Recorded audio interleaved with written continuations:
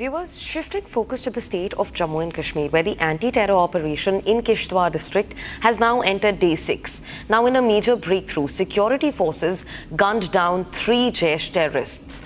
Now, the Indian Army and the Jammu and Kashmir police have jointly intensified their counter-terror operations along the Doda-Udhampur axis, where 3 to 4 Jaish groups are still suspected to be active. In fact, the search operation for one terrorist who is injured and in hiding, as per preliminary reports, is also ongoing. We're in fact also being joined by my colleague Gursimran live from the Kishtwar district to get us more updates.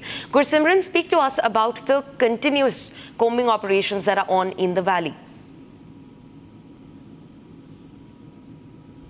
See, after a successful operation, the security forces are continuing the anti-terror operations in the Kishtwar as well as in the areas of Doda, Kathua and the Udhampur axis area. Because in the Kishtwar Chatru area, the forces believe that still a terrorist is active and they are launching the manhunt to neutralize them. With the first light today morning, the operations have been launched once again. While in the axis that connects the Doda district to Udhampur and Kathua, there have been operations that have been launched. Reason being that there are 3 to 4 groups of Jaish-e-Mohammed that are still believed to be active in the area. And at this given time, when the operations have been intensified after the meeting of the Union Home Minister Amit Shah, Director General of the Jammu and Kashmir Police Nalin Prabhat has also called for a security review meeting this afternoon in Jammu that will be attended by the IGs and the Deputy Inspector Generals of the Jammu and Kashmir Police, especially of the Jammu region, that will entirely focus on the ongoing anti-terror operations and how these operations can be intensified in such a manner that these groups of terrorists that have recently infiltrated or have infiltrated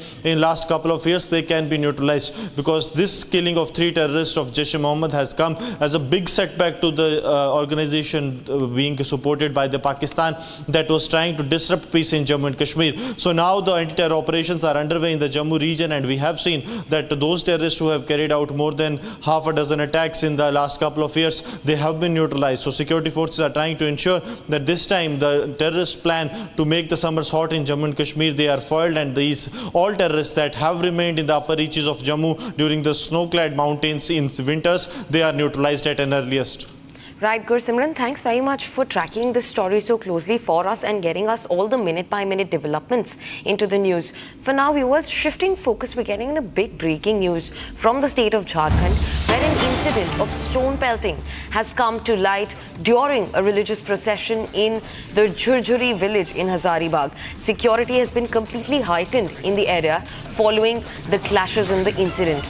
Now remember, this is not an isolated incident. Processions being attacked has become common in the past week. In fact, we have seen multiple incidents coming from different states and now including Madhya Pradesh. And now another incident comes from Jharkhand, where an incident of stone pelting has come to light during a religious procession in the Jhurjhuri village in the Hazaribagh area in Jharkhand. Now security has been heightened in the area following the incident to keep a close check that violence does not erupt in the area following the stone pelting.